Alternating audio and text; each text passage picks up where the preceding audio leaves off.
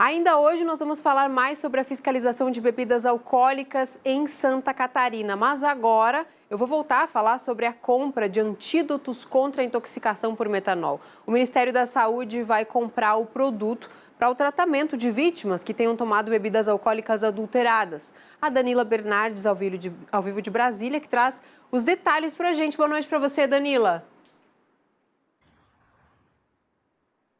Oi, Cibele, boa noite para você também que nos acompanha. O Ministério está tentando comprar esse medicamento, Cibele, que é considerado o melhor no tratamento da intoxicação.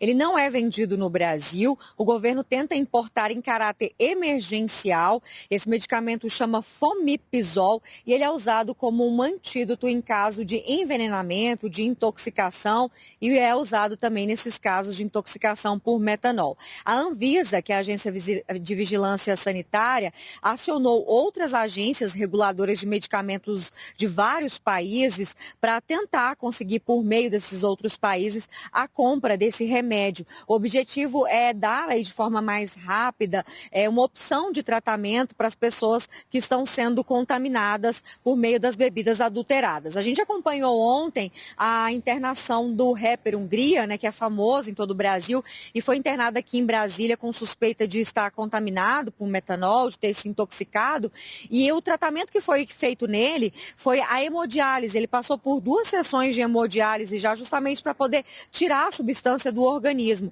Com esse antídoto, ele vai fazer o bloqueio da formação das substâncias mais tóxicas do metanol, que é um tipo de álcool industrial inflamável e tóxico.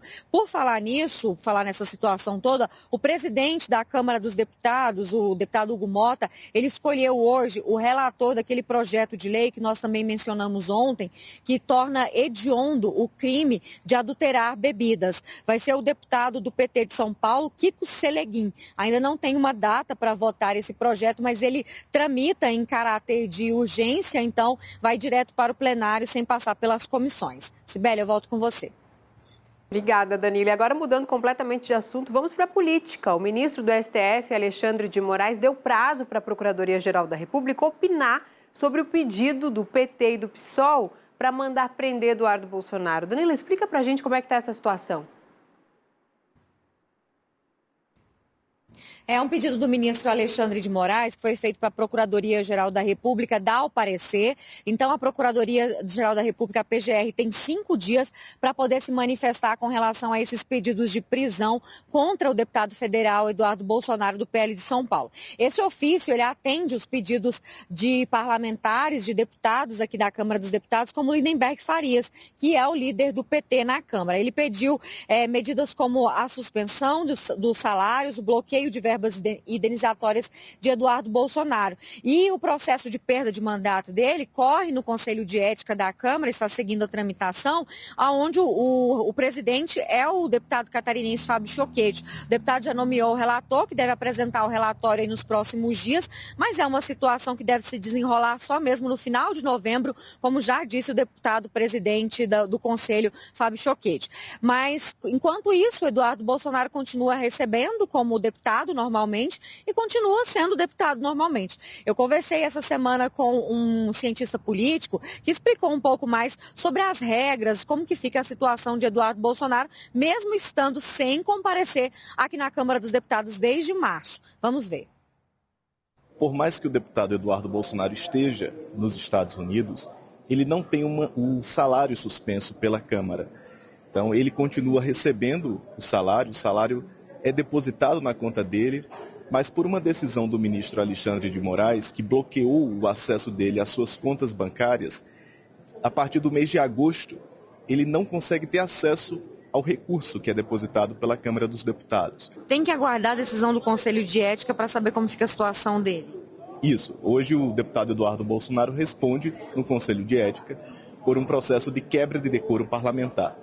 E ele pode ter o mandato cassado pelo plenário da Casa, ou mesmo ter um mandato suspenso, que seria uma alternativa mais branda, tendo em vista que ele é acusado na representação pelo PT de quebra de decoro parlamentar por ter ido aos Estados Unidos e ter atentado contra a soberania nacional. Então é uma situação muito excepcional que a Câmara deveria criar alguma regra para disciplinar casos de parlamentares que atuam fora do país, criando determinadas punições ou censuras ou suspensões de mandato para parlamentares que não estão presentes na hora das votações.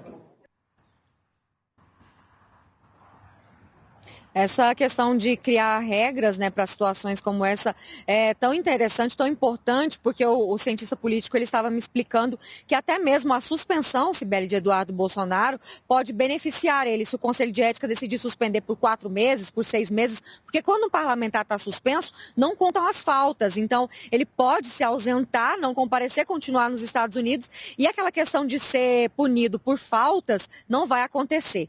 Eu volto com você, a gente vai seguir acompanhando por aqui. Obrigada, Danila, pelas informações.